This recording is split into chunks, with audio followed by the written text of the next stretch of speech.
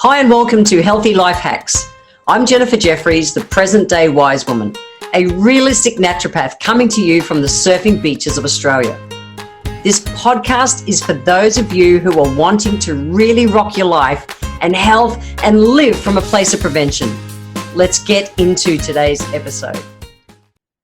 Stress. What is stress? Stress is when the demands exceed the personal and social resources of an individual to be able to mobilise, to adapt to the conditions that are happening. That was a definition that Lazarus gave us years ago. And what I know is, for real, women under high stress lose 9 years of telomere length. And chronic depression reduces another 10 years, a decade of telomere length. What's a telomere? A telomere is the little ends of our chromosomes, and inside our chromosomes are our DNA. And it's basically stress, worry, overwork, just taxes our body and takes decades, years and years and years off our life. What I want to talk about in this podcast is about how to tap into biohacks to help support your body so it can adapt to stress physically, emotionally, and mentally. These are the things I've done to look after me myself for the last 30 odd years. And I know they can help you. So let's dive deep. Woo! Here we go. Let's start with when your body is out of balance, what's it showing? So physically, we see things like aches and exhaustion and headaches, insomnia, low libido or no libido, being emotionally withdrawn, frustrated, moody, they're tired and crankies, feeling helpless. It's interesting as a naturopath, the very first subject we learn as naturopaths is a state of helplessness. We have to give people help or health. We have to give people hope before we do anything, literally for them to keep moving forward in life.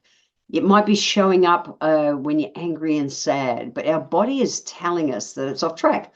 Now, I've talked about in other episodes about general adaptation syndrome, GAS, which is how our body runs through 3 stages. 1, the alarm state, where initially your adrenal glands, literally when you're under stress, get a little bit bigger, and so you can produce more of the stress hormones. Stage 2 is the resistance, where it's like goes, I can't get any bigger, but here's a little bit more cortisol just to help you be able to maintain and carry on in life. And then stage 3 is exhaustion, where it goes, you're screwed. I got nothing left. I can't help you. And that's where so many people sit in that, definitely stage 1 and stage 2. I got to stage 3 in my 20s, which is why I'm so passionate about teaching about this nowadays, because I don't want people to go down the road that I went down. So what I know is that anyone can stay calm in the temple. Anyone can go off to a meditation retreat. They can go off and go to a health farm, so to speak. They can be at home in their own little closed environment where everything's peace, love, and brown rice and everything's great. The challenge is we have to be able to get out there in the real world and integrate everything that we're learning and doing to be well. We can't just hide from the world. And like Lazarus said, we have to be able to adapt to what the stress is. So biohacking is living from a place of prevention. And again, I've touched on this in the past, but what I really want to do today is I want to talk about breaking the actual stress loop, because biohacking is just how every little thing we do today determines our health long term. And what I know is that it's those little things that are adding up that are helping us either cope with life right now and stay in the alkaline corridor. Remember, I've talked about how when we're in the alkaline corridor, everything works. Stress, worry, overwork, they kind of just disappear. We're adapting and dealing with life. Good energy, good sleep, good moods, good weight, good everything. Everything's happy. We crave good food. Life has us in and out all day. When we're out, we crave crap, and how we feel is crap. And so we want people to be able to get to that place where it all just works for them. And why do we want to do this? We want to do this because, there's a difference between health span and lifespan. Lifespan is how long you live for. Health span is how healthy you are as you power through life before you die. I don't want to be, it's kind of crude, but old and decrepit. I want my body to be strong, fit, and healthy and vital as I age, and have my body keep up with me versus not. So one of my favorite sayings in life is that you can't stop the waves, but you can learn to surf. So stress, and I even have a wave tattoo on my wrist. It's in my face all the time because I know that it doesn't matter what's going down, it'll pass. It will pass. So let's talk about the perpetual stress loop. Stress happens. Now, this fits with naturopath thinking, all right? And it's a combo of TCM as well because it's how I was trained. So when we stress out, we get what's called wind cold conditions. Our cortisol has spiked. We're starting to get achy in those shoulders. We tighten our shoulders. Our shoulders come up, they tighten. We pinch the vagus nerve. The fire goes out in our belly, and our brain's not fed, and our happy hormones not fed, and we just end up in this loop-de-loop all day, every day, where we're just spiraling. And what I know is if we can break that loop at any stage, we've got more chance of our body being strong, fit, and healthy today, but also longer. I love that Charles Darwin said it's not the strongest or most intelligent of the species that survive. No, it's not. It's the one that's most responsive to change. Life is always going to throw stuff at us. We've got to be able to adapt with it. Now, I've talked about in previous podcasts, but I want to touch on it again to give you a reminder because it's so damn important. Our adrenal glands are recharged with good food, so good rest, and good play. And we've got to look at all of them. We can't just do one. It doesn't work. People, when they're tired and burned out, they do that. Okay, I'm just going to eat clean and exercise and go to bed early. But the thing they forget to do is to play and lighten up. So we need to do that as well. Let's touch on good rest. Sleep, without a doubt, is my biggest priority. It is the biggest priority of my day and has been for decades. When I learned this more than 30 years ago, I went, done deal. I know that my adrenal glands need between 7 and 9 hours sleep every night to recharge effectively. And I also know that the most important time to be asleep is between 10 p.m. and 2 a.m. Now, I was the night owl, and I would brag about, you sleep when you're dead and all this other kind of crap. Well, it was crap. I was killing myself. I really was. Oh my gosh, the things you do when you're young. Anyway, I learned, and I have so much respect for my sleep. I'm heading to bed so that I'm asleep definitely 6 nights a week and mostly 7 by about 9 p.m. I know the importance. I'm up somewhere between 4 and 5 a.m. depending on if it's winter or summer to be able to go early surfing. So I know I've got to be asleep well and truly by between 9 and 10. So I plan in advance, set an alarm on your phone, go to sleep. You can actually do it nowadays. Your phone will do that for you. It'll give you a 15-minute warning to say, go to sleep. It's so important. So sleep is vital and a not negotiable. And look, I am a person who uses adaptogens before I go to sleep. So I want to touch on adaptogens because adaptogens are a class of herbs and they adapt to what I'm doing. So remember, Darwin said it, Lazarus said it, stress is about us being able to adapt to what's going on. If we're adapting, it's all good. And stress is actually good for us. It's one of those things that keeps us alive. However, if we're not adapting, it's not good. It's putting us in an early grave. So adaptogens are a class of herbs that naturopaths love to prescribe that have become trendy. And people are doing that. Buy the ashwagandha gummies. Well, ashwagandha gummies are shit. Yes, ashwagandha is Indian ginseng, and it's a great herb for stress and anxiety. But you're not just stress and anxiety. American ginseng is great for, that whole memory, calm brain thing, where licorice root is great for oxidative stress. We need I can't even say it. Eleutherio we use for starving off mental fatigue. We use rhodiola for physical and mental fatigue. We use Siberian ginseng for increasing longevity and energy and vitality. Schizandra we use for endurance and mental performance and helping us with that grit for that working, like we can work. Cordyceps we use for energy and stamina. Even things like goji berry is all about mental performance and staying calm and feeling well. Tulsi, the holy basil, an amazing herb which is all about mental stress and stress-related anxiety. There's no one adaptogen that will deal with it all because we're not one body system. We're a body of body systems. We have to look at it all. And that's where naturopaths are different. We only ever prescribe adaptogens in synergy. We don't prescribe them on their own. It's not how they work. So I take adaptogens at sleep time. I do everything in my world to make sure I have a great sleep. From an aromatherapy point of view, I created my Sanity Saver blend. My Sanity Saver blend contains oils like vetiver, sandalwood, cedarwood, patchouli, all the deep woody oils that help to stop my busy, go fast brain racing. You know, I biohack my sleep. I do my adaptogens, but I also do aromatherapy. I created my Sanity Saver oil for this busy brain thing that I've got, my go fast ADHD brain that just thinks of a zillion things at night. I don't wait for that to happen. So I created a blend, my Sandy Saver blend, which has got oils like vetiver and sandalwood and cedarwood and patchouli, and all the oils that just help to ground a busy brain. For me, it's not about relaxing nerves or anything. It's about I need to ground my brain. If you're the kind of person that can do stress, anxiety, worry, those things, you need more of the flowery essential oils. So things like, you know, my chill out essential oil, it's got like jasmine and it's with the citrus oils. You want citrus and flowery essential oils that help to relax you. Even your lavenders and chamomiles are amazing for that. So I use a combination of things to really help make sure I get a great sleep. Because what I know is when I surveyed a bunch of busy corporates a number of years ago, the majority, like seriously, only 6% of people felt like they were getting it right. And that's pretty damn scary. That's a low percentage of people who actually feel like they're coping with life. So that's why I want to be real and just go over this kind of stuff often. So we've touched on good sleep. The next one is we're touching on is good food. Now, nutrition is a giant subject on its own, and I've done plenty of podcasts already on it. I wanted to remind you just a couple of quick things, okay?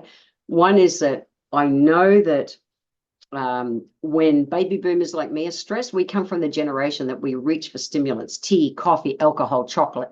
We do. Interesting, the younger ones aren't doing that. They're going for comfort foods like carbs. That's why there's such a rise in type 2 diabetes in the younger ones compared to our generation at the same age. They're dealing with stress differently.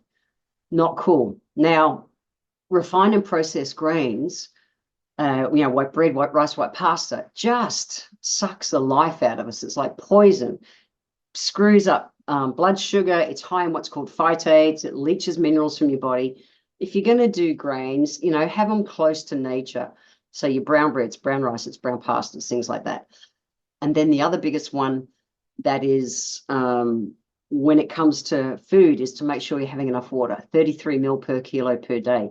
But if you want to get hold of my Feed Your Body ebook, it's actually the whole Feed Your Body chapter out of my book, The 7 Steps to Sanity. Go to my website, jenniferjefferies.com, and you'll be able to download that ebook for free. Do it. So much information in that. I don't want to go through it all just here now. So what happens is when we're stressing out, and the reason we've got to talk about the gut is that when we stress out, and remember I said how we get wind cold, we get, you know, we literally basically just get core tired. We crunch our shoulders, we pinch the vagus nerve. The vagus nerve is the longest nerve in, you know, cranial nerve in our body, runs all the way through, connects our stomach with our brain. And our vagus nerve tells the stomach to churn food within it and to turn the stomach acid, or basically to produce stomach acid. So really, really, really important. But when that's pinched, that doesn't happen. We don't have enough enzymes and acids, and we end up with food stewing instead of digesting. And you're not pulling up the nutrients you need to fuel your body properly. Really important. So good food, good rest. The next one is good play. We need to schedule in playtime. And for real, 1% of your day is 15 minutes. Surely you can spend 1% of your day on you. So when I surveyed some busy corporates in the past, you know, they came up with, we found there was four main areas where they just needed support. And they were. And so if you can bring 15 minutes into these, or one of these every day, it'll be huge. We need 15 minutes just to meditate. And that's really just to be still. To be still. Okay, so meditating just means to do one thing at once.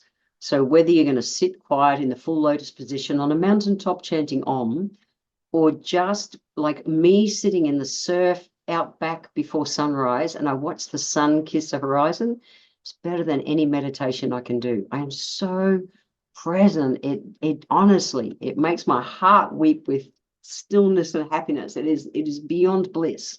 So whatever is your form of meditation, we need to do it.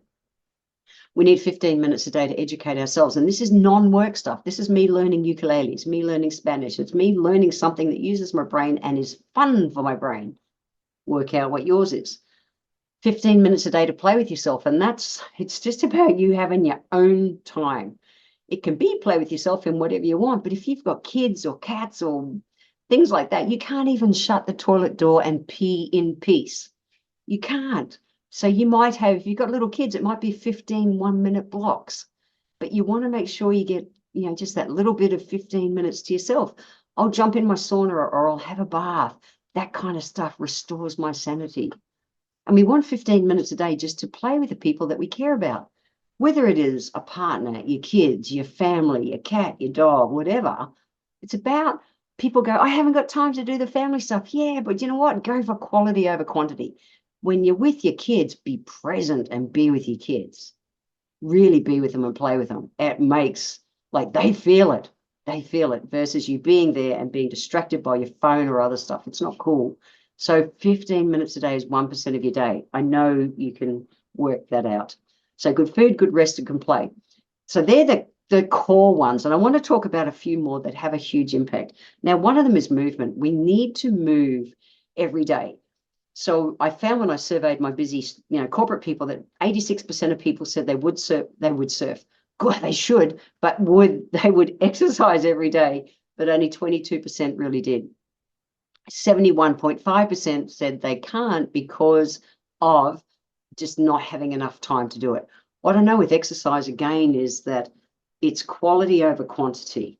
Okay, you still need to move your body in some way every day. Now, if your body is taxed adrenally, you're already running tired, don't go and flog yourself and go for a run. Go for a walk. Imagine you got out of the office and did a 10-minute walk a day. 10 minutes. It counts. It counts. We've just got to do something. Things like Qigong, so Tai Chi, Pilates, yoga are priceless because they are adrenal regenerating, recharging movements. So see where you can bring those in. And if you want, I'll put in the show notes, I'll put a link to my wife Alice's website, because she's got so many free online YouTubes that you can watch and play along with her doing things like yoga and even gentle yoga laying on the floor, chair yoga you can do at work, Qigong, things like that. We want to make it low impact because that's what recharges the adrenal glands, and it's got to be joyful. Like, I am not into the gym at all. It's not my thing. However, I do weight bearing exercise at home, and I have a trainer twice a week who zooms into my place to train me, and I do exercises to help myself with my surfing. So am I going to go to a gym? No, not my thing. Do I absolutely do it? Yes. Do I do Pilates? Yes, but I do it one-on-one with my physio. So do it in a way that works for you, that you're going to do it and be consistent. If you don't enjoy it, you won't do it. It doesn't count. If you're sitting in your office at the moment, or you're driving the car or doing something, and you have a water bottle around you, sit and do slow, purposeful arm curls. Even if it's only 300 mil, that's 300 grams. And you sit and do 5 minutes of really slow, purposeful arm curls with a few hundred grams. You'll feel it. It's all about using your body and building more lean muscle. Building more lean muscle. We want to age strong, fit, and healthy. We want to have that muscle. I learned decades ago that about preventing Alzheimer's is so dependent on us literally having enough muscle to be able to squeeze our circulatory system and pump the blood up through to our brain. We need to move. Okay, we need to be building strong, fit, healthy bodies. I love it. Hippocrates, so long ago, Hippocrates, the father of medicine. He's modern medicine, different to herbal medicine, but anyway, Hippocrates. He said, if you're in a bad mood, go for a walk. If you're still in a bad mood, go for another walk. So much wisdom, but we don't. When we're in it and we're stressed, we're stuck. While we're stagnant, that energy sticks. Get out, move your body. It makes a difference, even if it's only a 10-minute walk. You got to do it. You got to do it. So that's movement. I want to talk about intermittent fasting because it's so important. And I have done whole podcasts on intermittent fasting. So I have done whole podcasts on intermittent fasting and done properly. I did one on number 28. So a couple of years ago, I talked about why I don't like things like keto and intermittent fasting done wrong. Intermittent fasting, when it's done properly, is so good for you. Like it's excellent. It helps our body age slower. It helps our body build more lean muscle. Just helps things work properly. But if you are just not eating, you actually stress your body and spike your cortisol. Doesn't work. However, as a naturopath, we naturally prescribe intermittent fasting, but we prescribe it and so that the body, we prescribe herbs so that the body is supported in the fast. So we have all these detoxifying body systems, things like a digestive system. When it's out of balance, you get vomiting and diarrhea. Kidneys, when their thing is about pulling all the toxins out of the blood and into the urine. The lymphatic system, I've talked a heap about in podcasts. It's the vacuum cleaner for our blood. It's like our body's sewage system, and it's lazy. It doesn't drive itself. Our liver is all about dealing with bloody chemicals and toxins that we come into contact with. And our skin is the biggest eliminating organ that we have. It's more important than poos and peas will ever be. And yet people don't take herbs and don't do things. They don't drink enough water, all that to be able to support the body's natural detoxifying body systems. They just don't eat. All that does is stress the body out. It doesn't work. So intermittent fasting is amazing when it's done properly. It's done properly. Like I said, it's everything from, and it can lower cholesterol, blood pressure, balance out blood sugar levels, helps you sleep, autophagy, which is helping our skins, all of our body cells replenish properly. It reduces inflammation in the body. It increases human growth hormone, can help with weight loss and all that accordingly. So, but I see people doing it wrong, and all it does is encourage binge eating and spiking cortisol. Not cool. So intermittent fasting done properly, love it. Not done properly, don't love it. So the kind of herbs I work with, and if you want, I'll put a link into the show notes of exactly the herbal tonic that I take, and I've been taking for decades. It works. So it's got herbs like things like burdock root, which is the best herb for cleaning skin from the inside out. Yellow dock, bilberry, turmeric, alfalfa, fennel, great ones. It's in aloe vera base because aloe vera is so soothing on digestive system. It also contains adaptogens, things like licorice root and rhodiola and Siberian ginseng, to help your body be able to adapt to that low food day in what we call a fasting or a cleanse day, an intermittent fasting day. So super important. And it is so important as part of that, breaking that stress loop. People are putting more and more stresses on their bodies because they're just not eating. And everything we do of a day, we want to be having our body being able to adapt to the stress that we're creating or that we're in contact with. Okay, the next one after intermittent fasting, I want to talk about unplugging. And in particular, NSDR. So NSDR is non-sleep deep rest. And so non-sleep deep rest is a state that can be achieved by dampening down our nervous system by removing stimulants from our environment. Okay, so NSDR, we find it in meditation. We find it in, if you've ever done a yoga session, and that last 10 minutes of a yoga session, you lay on the ground and they'll guide you through a meditation, and it's called Shavasana, and you will tap into the benefits of NSDR, non-sleep deep rest. And again, if you go to my wife Alice's website, you'll absolutely find she walks you through, and she's got the most amazing voice to walk people through on relaxations. I dare you to not chill out just listening to her voice. She puts me to sleep every night. It's wonderful.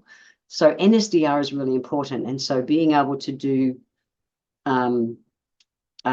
non-sleep deep rest through something like meditation and shavasanas and stuff is really important. It's about being relaxed but not asleep. It's that beautiful place where you sit right between awake and asleep. We want to tap into that to recharge our body, particularly recharge our nervous system. It's super cool. Okay, so with that, we can tap into our breath to help us be able to, again, deal with life. It's interesting, our body doesn't know the difference between excitement and stress. The only thing that tells us if we're really stressed or really excited is the way we breathe. So playing with our breath of a day is vital.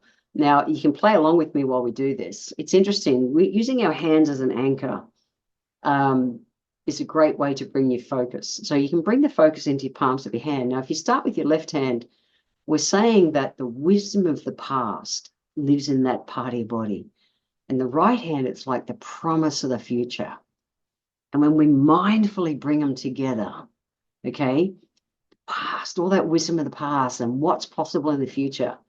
And if we breathe in for 5 and out for 5, slow, deep, purposeful breaths, and we do that 5 times, just doing that, you'll go, whoa.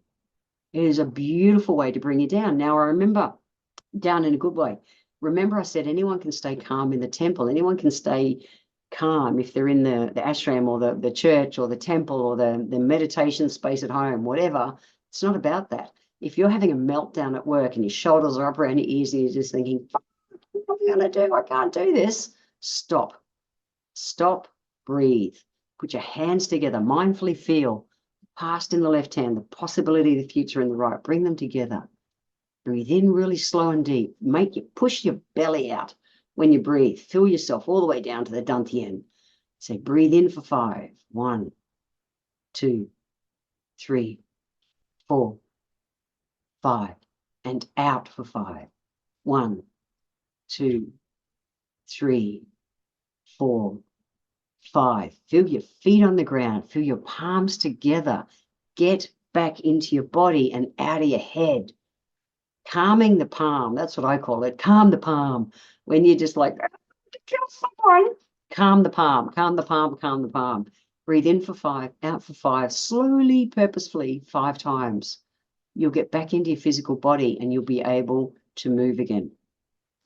If you've gone past that state and you're just thinking, I'm done. I'm done. The breath pattern that gets the vagus nerve down the quickest is for 2 sniffs and then out through the mouth. So the first one is like a big sniff, and then the second one is a little one to just top up that little bit extra that hasn't fitted in. And then breathe slowly out through the mouth. So it's like,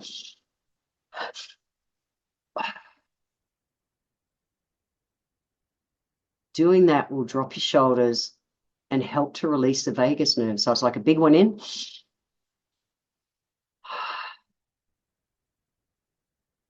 Secret is to get that little bit extra in at the end. Okay, so you do the big sniff and then you do a little one just to really make sure you're full. Breathe out slowly, at least twice as long as what you breathed in. And that'll take the alarm state out of your vagus nerve. It'll help you drop your shoulders and help you to be able to just be. You know, I see so many people nowadays, they're going and buying ice baths and plunge this and plunge that. And I'm thinking, come on, guys, I get it. Cold is an incredibly cool therapeutic tool, really valuable. However, if you're still getting the other shit wrong, hopping in an ice bath is not going to fix it. You want to be doing consistency across all areas, even if it's little bits. And most people aren't going to go out and jump into an ice bath. And what I've found practical and I've done for the last 3 decades is I always end my shower with a cold shower. 1 or 2 minutes. 1 or 2 minutes of a cold shower makes all the difference. And I really mean all the difference. So there's so many things you can do to help your body get out of that stress loop. Get out of that stress loop. If you are stressing out, you've turned your gut chemistry off because your vagus nerve is pinched. Your sleep's going to be shit. Everything is just going to be shit. It is. You're not going to take up your happy hormones. By the way, I want to touch on them before I close out this call. And that's that here's a handful of things you can do that will help directly to increase your dopamine and serotonin to handle the stress. Now, it's not about just doing these things. You've got to do the step behind, which is take adaptogens, get the sleep. You've got to be able to support the adrenals as part of this, because that's what's feeding the gut chemistry's gone out. Okay, take the step behind, do that too. But if you want a handful of things to directly help your serotonin and dopamine to handle stress, Move your body. Like I said, when you are stressed and you're literally frozen in place, like, I don't know what to do, move, do something, do the breath, wiggle your toes and fingers, get back in your body, go for a 10-minute walk. Boom, done. Nutrition, eat close to nature the majority of the time. Make sure you're having enough omega-3 essential fatty acids. And remember to download my free ebook, Feed Your Body, from my website, jenniferjefferies.com. So omega-3s, I love flaxseed oil. I take flaxseed oil pretty much every day. Cold water fish also contains it. However, so many of the fish oil capsules nowadays are coming from really crappy farmed fish, and I would not touch that shit for nothing. I wouldn't.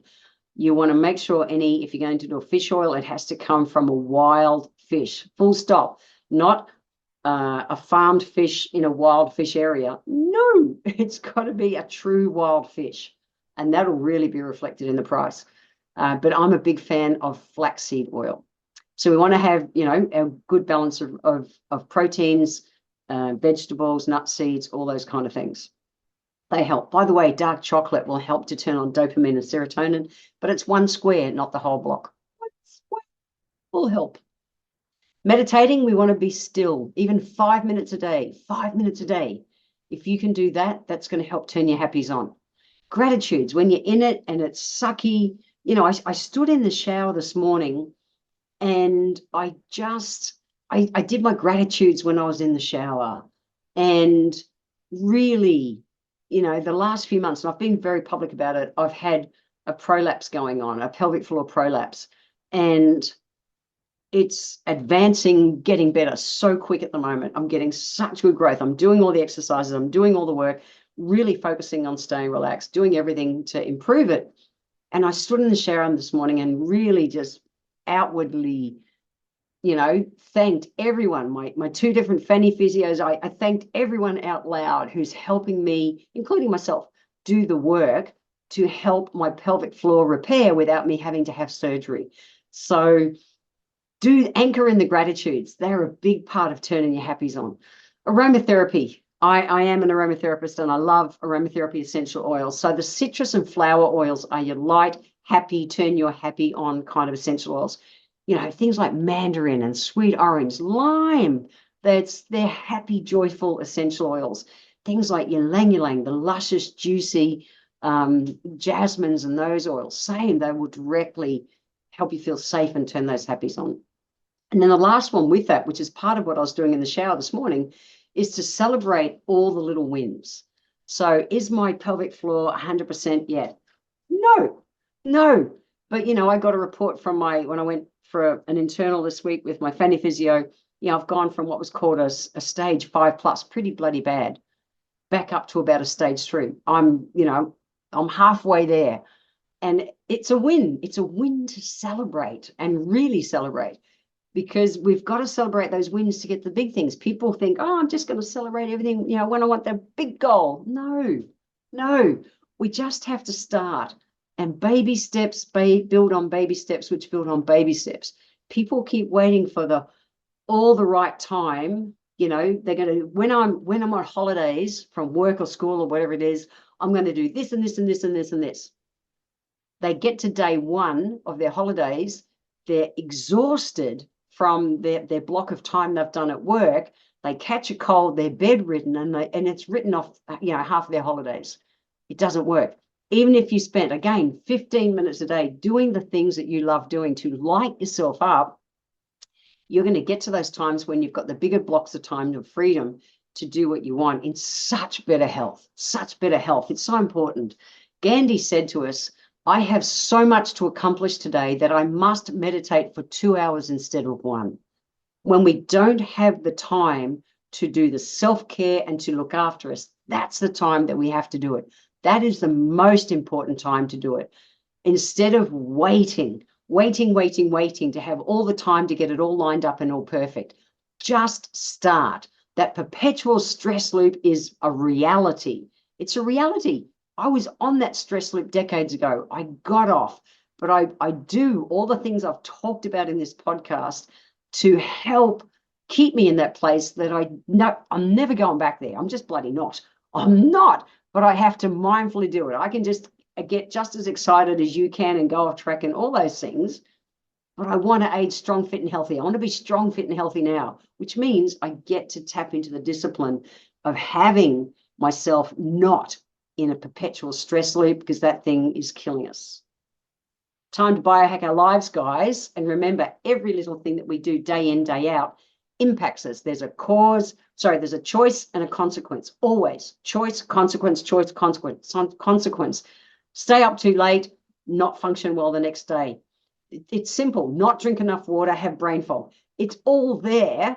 We are in control of the choices that we make. Don't cut corners. They just don't work. That's it. Have fun doing it.